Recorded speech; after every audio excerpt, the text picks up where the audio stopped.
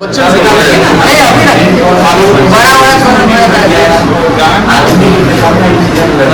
तीन बार के बच्चे 3 बार को बच्चा दे रहा है। एक दूध उसका वैसा दूध नहीं मिलेगा।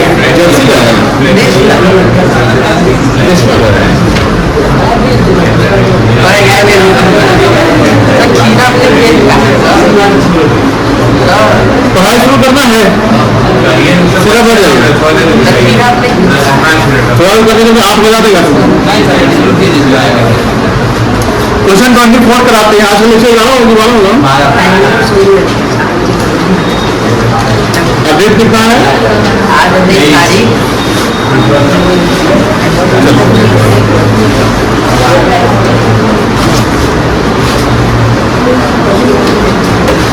एक एक करके तो बैठ जाओ, दो आगे बैठ जाओ। ऊपर के साथ इधर तक जगह है। ऊपर से उमान इधर तक जगह है।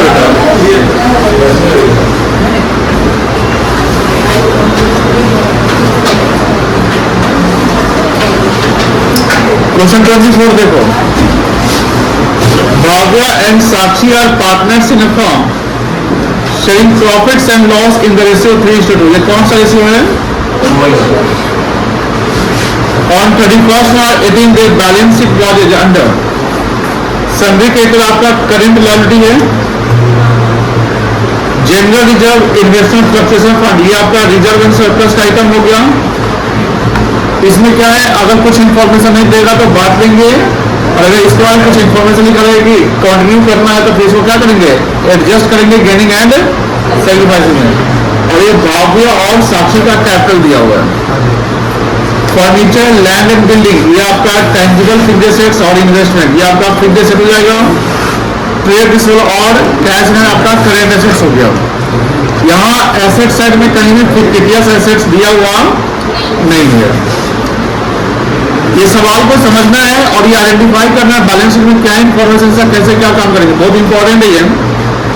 The partner have decided to change their TSR as 1:1 यानी इक्वल रखना चाह रहे हैं वो लोग with immediate effect for the purpose they decided। ये एडजस्टमेंट कर लिया। ये एडजस्टमेंट क्या है, इन्वेस्टमेंट को वैल्यूएशन करना है 20,000 पे। चेक करो बैलेंस शीट में इन्वेस्टमेंट कितना दिख रहा है, ये इसका बुक वैल्यू है या कॉस्ट कह सकते हैं, और मार्केट वैल्यू कितना है, कितना इन्वेस्टमेंट का लॉस है 10,000 का। अब इस इन्वेस्टमेंट के लॉस को एडजस्ट करने के लिए मेरे पास इन्वेस्टमेंट फ्लक्चुएशन रिजर्व होना चाहिए। क्या दिया हुआ है इन्वेस्टमेंट फ्लक्चुएशन रिजर्व, कितना दिया हुआ है 20,000 दिया हुआ है। तो 20,000 में 10,000 एडजस्ट हो जाएगा, और जो 10,000 क्या करेंगे, कल बताया था सर, बांट देंगे। Goodwill of the firm to be valued at 24,000। इस गुडविल का क्या करेंगे, ये गुडविल बैलेंस शीट में, बैलेंस शीट के बाहर है, क्या करोगे गुडविल का ट्रीटमेंट बताओ। तो एक मिनट तुम बताओ, रूपक तुम बताओ, जो बैलेंस शीट के बाहर गुडविल है 24,000 क्या करेंगे? वेरी गुड, एडजस्ट करेंगे किस रेशियो में, गेनिंग और सैक्रिफाइसिंग में।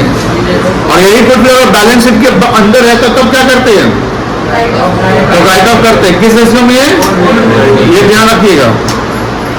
ये जो थर्ड लाइन काफी इंपॉर्टेंट है, बोलता है जनरल रिजर्व,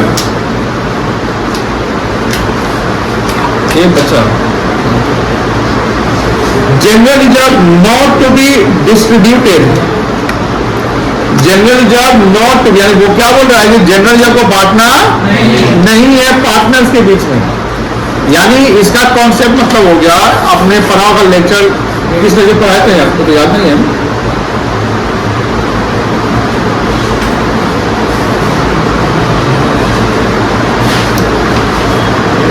हाँ, ये लाइन पढ़ो क्या लिखा हुआ है,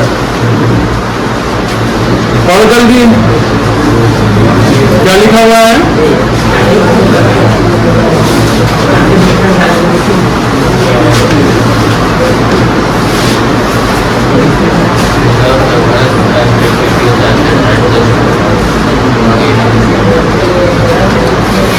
अगर रिजर्व एंड सरप्लस जैसे आइटम को डिस्ट्रीब्यूट ना करने के लिए बोला जाए, उस केस में हम क्या करते हैं, एडजस्ट करते हैं between gaining and sacrificing partner. कोई भी कहते हैं हाँ,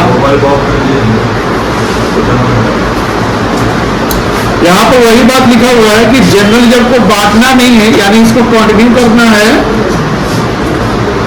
टॉप राइट एल होगा। हाँ चलो हो गया। हाँ? अरे राइट साइड में होगा बेटा, ऊपर से राइट साइड एल लिखा हुआ है ना। चलिए अब बताओ, सबसे पहले हमको वर्किंग करना है। वर्किंग में क्या निकालना है, पहले गेनिंग और सैक्रिफाइसिंग से निकालना है। निकल सकता है, निकालिए। जो बच्चा बनाया वो भी बनाएगा दोबारा।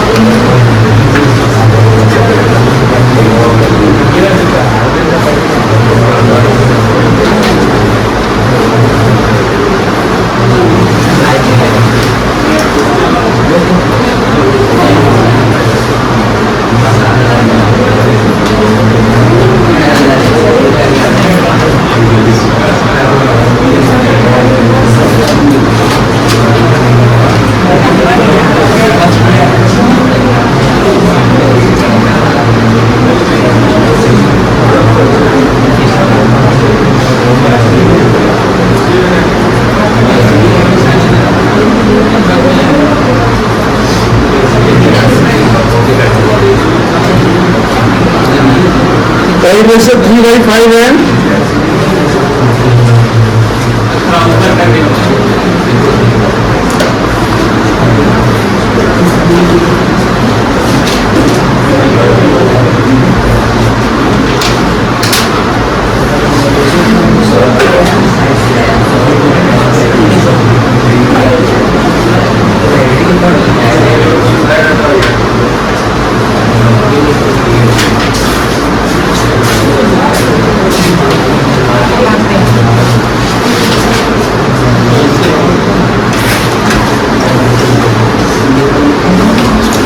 कौन गेम किया है, साक्षी?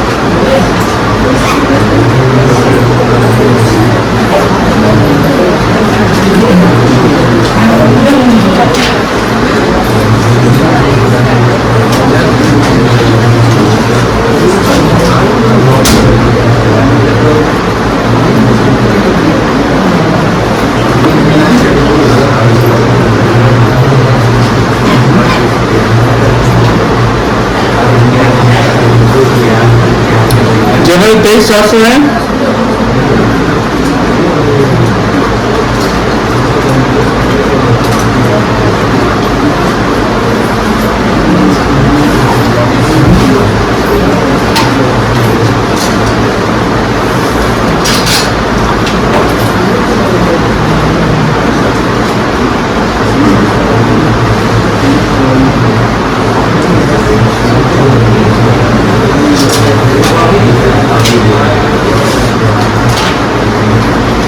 चलो लिख लिए सर, जल्दी करो।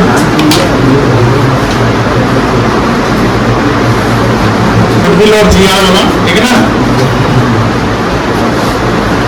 क्या होगा? गुडविल होगा। कौन डेबिट होगा? साक्षी ना?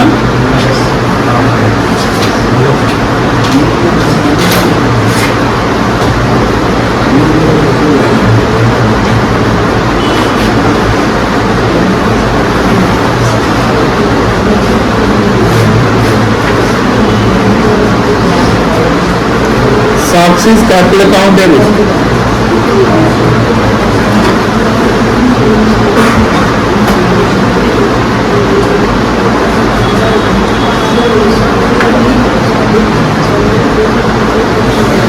Bhavia's capital account 2400.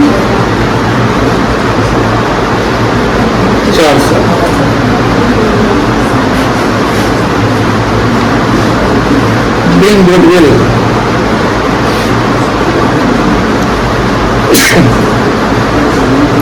Adjusted. इससे मिल दिया जाएगा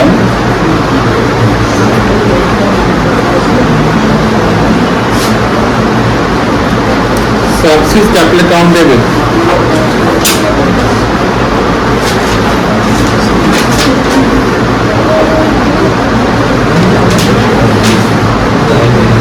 तो Bhavia's capital account 2340.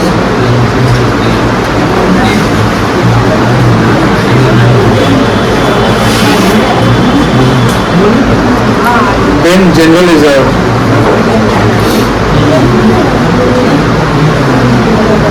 adjusted.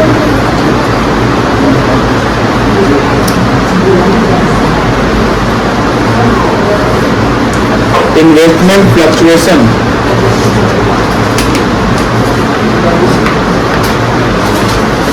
current account debit कितना था? ये 20,000 था ना IFR, और इन्वेस्टमेंट का लॉस कितने से हुआ था? 10,000 से।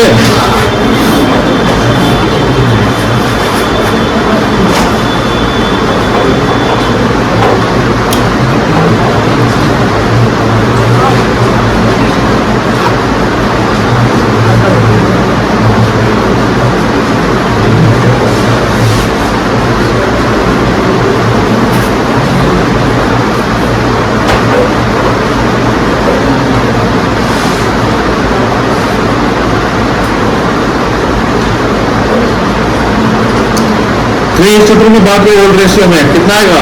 6,000 4,000।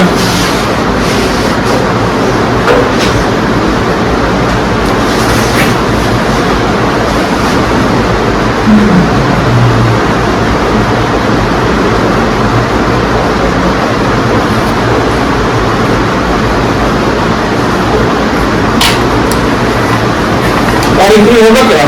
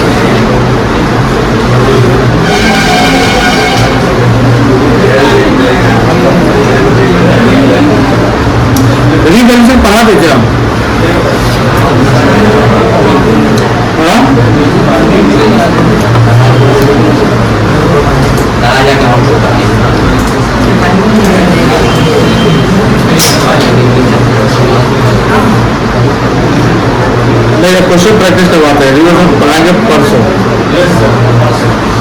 तो कल तुम अपना तैयारी करोगे टेस्ट की, आज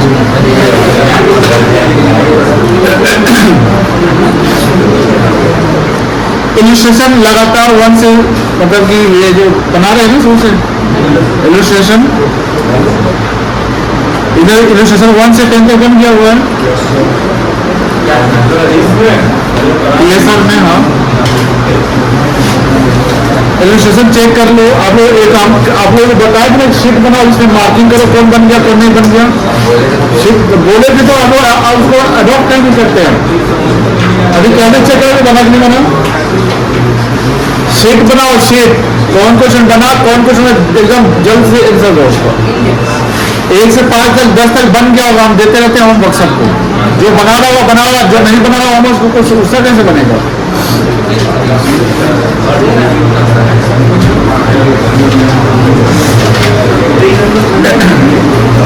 दस नंबर डब्ल्यू से आप दिए तो होमवर्क बन ही गया होगा।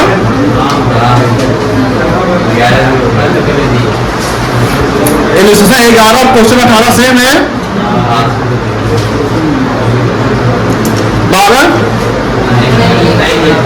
12 बनाइए, बन जाएगा। सब प्रैक्टिस करिए, आज क्वेश्चन प्रैक्टिस करवाएंगे। क्या नाम है टॉपिक का, देखो तो ये ऑलरेडी मिला था आप लोगों को, मिला था ना, क्या मिला था WCR IFR याद है। देखो ध्यान से, ये टॉपिक काफी इंपॉर्टेंट है। Revaluation of assets and reassessment of liabilities. ये जो सेंटेंस टॉपिक बन रहा है, इससे 2 MCQ बन रहे हैं। एसेट्स का रीवैल्यूएशन और लायबिलिटीज का रीअसेसमेंट। ठीक है, जब हम चैप्टर की शुरुआत किए थे, चैप्टर की शुरुआत में, यहाँ चैप्टर का नाम क्या है, चेंज इन PSR। चैप्टर का नाम क्या है, change in PSR among the existing partner. Among the existing partner का मतलब होता है कोई नया पार्टनर यहाँ एडमिट होने वाला नहीं है, ना कोई एग्जिस्टिंग पार्टनर रिटायर होने वाला है। जो पार्टनर ऑलरेडी एग्जिस्ट कर रहे हैं वो अपना डिसीजन चेंज कर रहे हैं regarding future profit sharing ratio.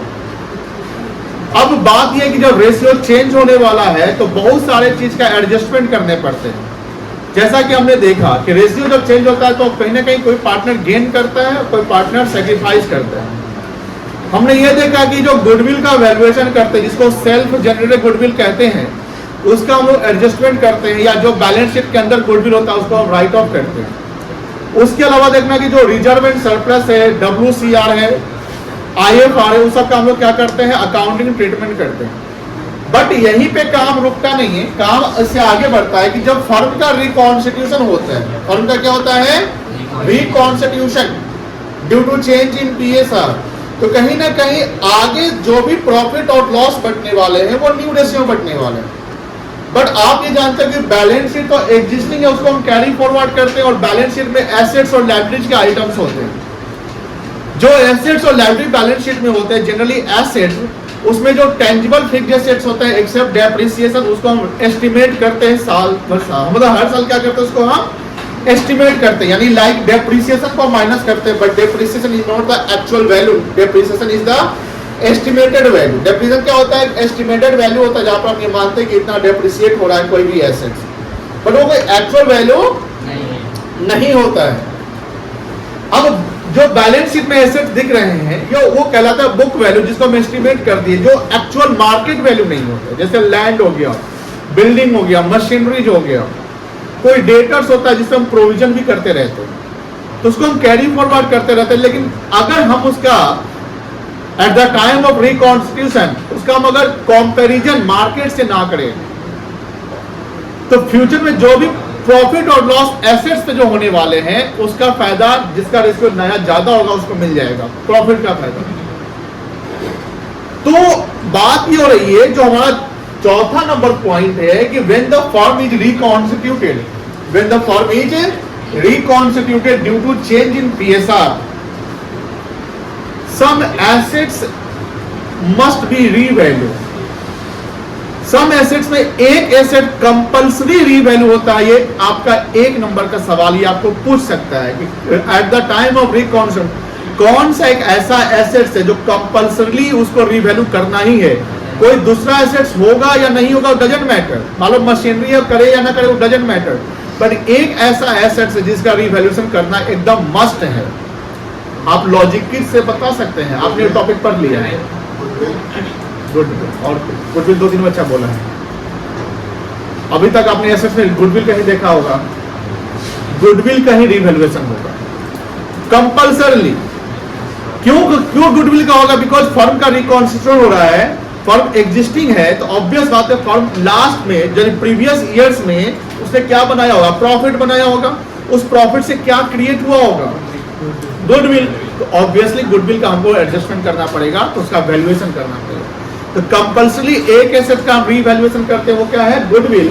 और गुडविल का जो रीवैल्यूएशन करते हैं उसका आपने 2 ट्रीटमेंट पढ़ा होगा। अगर कोई इन्फॉर्मेशन नहीं दिया तो उसको हम एडजस्ट करते हैं किसमें, गेनिंग एंड सैक्रिफाइस, किसका, क्योंकि उसका पेमेंट हम कहीं किए नहीं रहते, इसलिए वो सेल्फ जनरेटेड रहता है। बट कुछ ऐसे एसेट्स है जहां फर्म के जो पार्टनर्स वो डिसाइड करते हैं कि ऐसा करते हैं, हम लोग के जो और भी टेंजिबल एसेट्स है उसका हम रीवैल्यूएशन कर लेते हैं। क्या कर लेते हैं, रीवैल्यूएशन। जैसे land and building, land and building का रीवैल्यूएशन ध्यान से सुनिएगा। जब हम रीवैल्यूएशन करेंगे, मान लो कि हमारी लैंड एंड बिल्डिंग की वैल्यू है 10 लाख रुपए, उसको मार्केट से कंपेयर करते हैं at the time of change in PSR, तो उसकी वैल्यू हो जाती है 12 लाख रुपए, यानी मार्केट में हम 12 लाख रुपए में हम बेच सकते हैं। जो हमारे बुक में 10 लाख रुपया कोई लैंड एंड बिल्डिंग दिख रहा था, उसको मार्केट में कितना बताया जा रहा है, 12 लाख, यानी 12 लाख में इजीली पैसा मिल सकता है। यानी हम कहीं ना कहीं अगर राइट ना उसको बेचेंगे तो 2 लाख का फायदा हो जाएगा। तो फर्म के जो पार्टनर डिसाइड करें कि मान लो कि चलो ठीक है हम लोग आगे ना 12 लाख 100 करते हैं, मतलब कि अगर जो नया बैलेंस शीट बनेगा उसमें 12 लाख 100 करते हैं। बताइए हमारी एसेट्स की वैल्यू जो लैंड एंड बिल्डिंग है उसकी वैल्यू क्या इंक्रीज हुई है कि डिक्रीज हुई है, इंक्रीज हुई है। कितना से हुई है, 2 लाख से इंक्रीज हुई है। ये फर्म के लिए फायदा है कि नुकसान है, फायदा है। एसेट्स बढ़ गया तो एसेट्स को क्या करना पड़ेगा, अगर अकाउंटिंग की बात करते हैं डेबिट की क्रेडिट करोगे तो क्या करोगे, डेबिट करोगे। कितना से डेबिट करोगे, 2 लाख रुपए से। और ये आपके लिए फायदा है, और ये बैलेंस शीट के बाद का है, तो फायदा को किस अकाउंट में डालेंगे, आपने WCM में देखा होगा जब इन्वेस्टमेंट का वैल्यू IFR वाले में जहाँ इन्वेस्टमेंट बढ़ा था तो कहीं पर क्रेडिट हुआ था, क्या था वो, कौन सा अकाउंट, PL एडजस्टमेंट अकाउंट। कौन सा अकाउंट, PL एडजस्टमेंट अकाउंट। और PL एडजस्टमेंट का दूसरा नाम क्या है, revaluation account. Whatever the change in the value of assets and liabilities, whatever the change in the value of, change word use कर रहा हूं मैं। सर मान लेते हैं कि बैलेंस शीट में फर्नीचर 50,000 का है और एडजस्टमेंट में उसका कोई इंफॉर्मेशन नहीं दिया है कितना से वो डिक्रीज किया है कितना से इंक्रीज किया है, तो we will assume that the furniture has not changed. तो वहां पर उसके वैल्यू में चेंज नहीं हुआ है, तो ना फायदा है ना ही नुकसान है। Only the change in the value of assets and liabilities will result the profit or loss to the firm, and the change value of the assets and liabilities will be transferred to the revaluation account. If change value creates profit to the firm, बात है नहीं, if change value creates profit to the firm, if change value creates profits to the firm, it will be credited to revaluation account. मतलब समझ में आया कि अगर कोई भी एसेट्स और लायबिलिटी का चेंज वैल्यू फर्म के लिए प्रॉफिट क्रिएट करता है तो ये रीवैल्यूएशन अकाउंट के किस साइड डालेंगे, क्रेडिट साइड डालेंगे। सिंपल लॉजिक है। नॉमिनल अकाउंट का rule, debit all expenses losses, credit all income and gains. यानी कोई भी एसेट्स के चेंज होने से या लायबिलिटी के चेंज होने से हमको फायदा हो रहा है। ध्यान सुनिएगा, एकदम इजी कॉन्सेप्ट है। किसी भी एसेट्स के चेंज होने से या लायबिलिटी के चेंज होने से अगर फर्म को क्या हो रहा हो, बोलो फायदा, तो उसको रीवैल्यूएशन अकाउंट में क्रेडिट साइड शो कर देंगे, बाई साइड। समझ में आ रही है सर? जैसे एग्जांपल बताइए, जैसे हमने बोला कि अभी लैंड एंड बिल्डिंग जिसका वैल्यू 10 लाख रुपया है उसका मार्केट में वैल्यू हो गया 12 लाख रुपया, चेंज वैल्यू कितना हो गया, और ये फर्म को क्या क्रिएट करा रहा है, प्रॉफिट करा रहा है। तो ये जाएगा रीवैल्यूएशन अकाउंट में जब बनाएंगे तो उसके क्रेडिट साइड में लिखेंगे by land and building account 2 lakh. इसका अगर एंट्री बनाओगे तो land and building account debit to revaluation. तो एसेट पड़ेगा तो डेबिट हो गया, फायदा हुआ तो रीवैल्यूएशन क्रेडिट हो गया। दूसरा सर, मान लो कि कोई लाइबिलिटीज है हमारा, सपोज क्रेडिटर 50,000 रुपए का क्रेडिटर है मेरे लिए लाइब्रेरी है, उससे हमने नेगोशिएशन किया कि भैया मेरे थोड़ा सा कुछ वेव कर दो, WAIVE वेव। वेव मतलब फाइनेंशियल टर्म में वेव का मतलब होता है कुछ पैसा आपको छोड़ दिया है, माफ कर दिया। उस क्रेडिटर्स ने 10% माफ कर दिया, मतलब 50,000 बाकी था उसका 5,000 उसने छोड़ दिया। मेरा लाइबिलिटी डिक्रीज किया कि इंक्रीज किया? डिक्रीज किया। By how much? फर्म के लिए क्या है फायदा कि नुकसान? फर्म के लिए फायदा, यानी लाइबिलिटी का घटना फर्म के लिए फायदा है और एसेट्स का बढ़ना फर्म के लिए फायदा है। तो इसको भी जो 5,000 फायदा हुआ उसको भी कहां डालेंगे? रीवैल्यूएशन के क्रेडिट साइड में बाय क्रेडिटर्स लिखेंगे। कितना रुपया? 5,000। और इसकी जर्नल एंट्री बनाओगे तो क्रेडिटर यहाँ घट रहा है तो डेबिट हो जाएगा, तो creditors account debit 5,000 to revaluation account 5,000। समझ में आ गया? जब फर्म का रिकॉन्स्टिट्यूशन करते हैं तो समटाइम ऐसा पॉसिबल है कोई एसेट्स था जिसको हम बैलेंस शीट में रिकॉर्ड ही नहीं किए थे, जिसको अनरिकॉर्डेड कहते हैं। अनरिकॉर्डेड एसेट्स मतलब ये होता है कि कोई एसेट जो फिजिकली तो एग्जिस्ट कर रहा है, फिजिकली एग्जिस्ट कर रहा है लेकिन बुक्स ऑफ अकाउंट में नहीं दिख रहा है। क्या ऐसा पॉसिबल हो सकता है? हो सकता है। मान लो कि हमने फर्नीचर सारा रिकॉर्ड किया लेकिन पोडियम का वैल्यू हमने रिकॉर्ड ही नहीं किया, तो फिजिकली ये दिख रहा है ना, बट बैलेंस शीट में दिख रहा है नहीं दिख रहा है, तो this is called the unrecorded assets. अब मुझे बताओ कि अनरिकॉर्डेड एसेट्स अब तो आइडेंटिफाई हो गया कि हाँ भैया ये तो छूट गया, तो ओमिशन जिसको कह सकते हैं, क्या कह सकते हैं? ओमिशन। तो ओमिशन है तो उसको तो रिकॉर्ड करना पड़ जाएगा। तो अनरिकॉर्डेड एसेट्स को जब रिकॉर्ड करेंगे, लॉजिकली बताइए, कॉन्सेप्चुअल बताइए, फर्म को फायदा होगा कि नुकसान होगा? ऑब्वियसली फायदा होगा, क्योंकि जहां एसेट नहीं दिख रहा था वहां एसेट हमने दिखा दिया, तो वो एसेट डेबिट हो जाएगा और कौन क्रेडिट होगा? रीवैल्यूएशन क्या हो जाएगा? क्रेडिट हो जाएगा। ये भी रीवैल्यूएशन अकाउंट में किस साइड जाएगा? Credit side. फायदा किस साइड? नुकसान किस साइड? Debit side. उसी में कोई मान लो मशीनरी है, उसमें हमने डेप्रिसिएशन चार्ज कर दिया। मान लो मशीनरी 1 लाख रुपए का है, 10% डेप्रिसिएशन हो गया, 10,000 से नुकसान हो गया, मशीनरी घट रहा है तो मशीनरी क्रेडिट हो जाएगा। मशीन घट रहा है ना, तो मशीनरी क्या हो जाएगा? क्रेडिट हो जाएगा। और डेबिट कौन होगा? वही जो क्रेडिट हो रहा था। डेबिट कौन होगा? रीवैल्यूएशन अकाउंट, क्योंकि debit all expenses and losses, credit all incomes and gains. जब रीवैल्यूएशन अकाउंट बनाएंगे तो इसको डेबिट साइड में लिखेंगे टू मशीनरी अकाउंट। क्या लिखेंगे बेटा? To machinery account. तो यहां पर कॉन्सेप्ट है रीवैल्यूएशन ऑफ एसेट्स, बात नहीं, revaluation of assets and reassessment of liabilities में only the change in the value of assets and liabilities will be transferred to the revaluation account.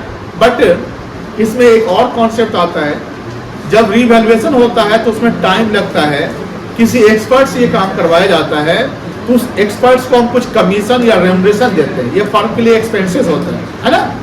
या partner कोई करता है तो उसको हम कमीशन देते हैं, ये फर्म के लिए एक्सपेंसेस होता है। तो ऐसे एक्सपेंसेस जो रिवैल्यूएशन प्रोसेस पे हो रहे हैं वो फर्म के लिए एक्सपेंस है। एक्सपेंस है तो मुझे बताओ कि रीवैल्यूएशन अकाउंट में किस साइड डालेंगे? डेबिट साइड की credit side? Obviously debit side, because debit खर्चा है तो हम किस साइड रिकॉर्ड करेंगे? Debit side. कोई दिक्कत नहीं है, लिखेंगे, लिखिए।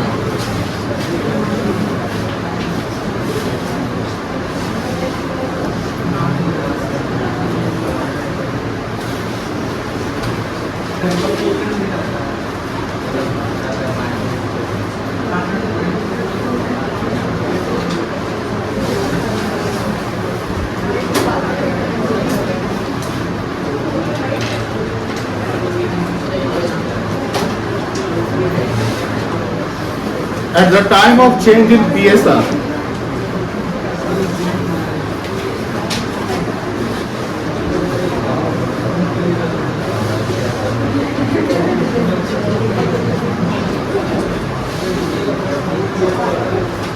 form is reconstituted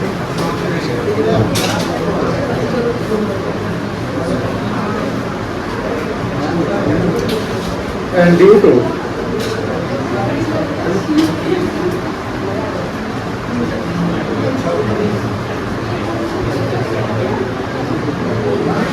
Greek constitution of firm. Hey focus पढ़ाई पे तो है ना, आना चाहिए, आप बैठना जाओ।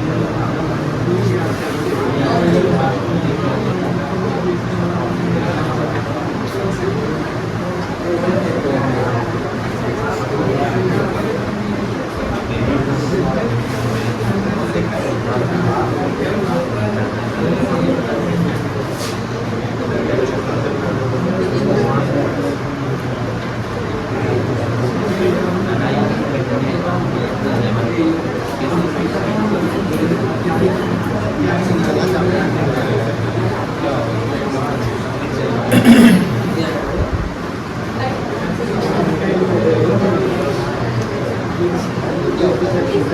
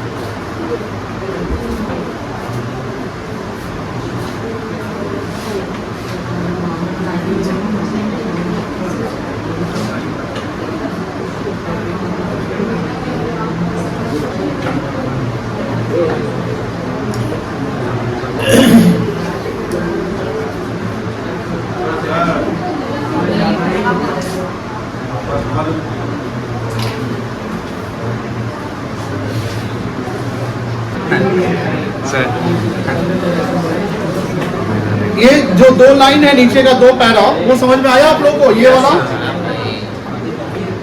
यही इंपॉर्टेंट है मेनली। ऊपर वाला भी इंपॉर्टेंट है। अगर पूछेगा रिवैल्यूएशन अकाउंट मतलब रिवैल्यूएशन अकाउंट क्या होता है, तो आपको ये लिखना होगा। इतना अभी और लिखेंगे हम इसको। आप क्या समझते हैं? एक पेज हो चुका है। ये बताओ एक्सपेंसेस ऑन रिवैल्यूएशन क्या होगा? डेबिट की क्रेडिट?